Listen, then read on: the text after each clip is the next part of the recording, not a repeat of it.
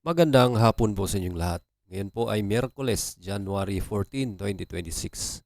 Ready ang mga tickets para sa 2D Lotto at 3D Lotto ngayong 2 p.m. draw.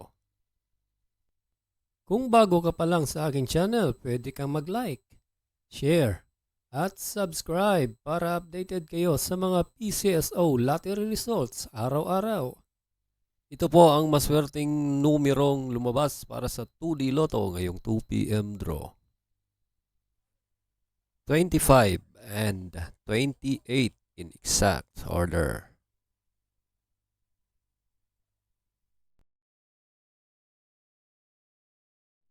At ito naman po ang mga numerong lumabas para sa 3D Lotto ngayong 2 p.m. draw. 1, 5, and 1 in exact order.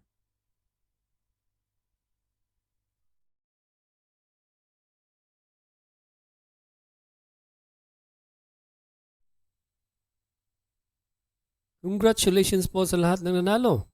At kita-kits po tayo mamayang 5 p.m. draw. Thank you for watching. God bless us all.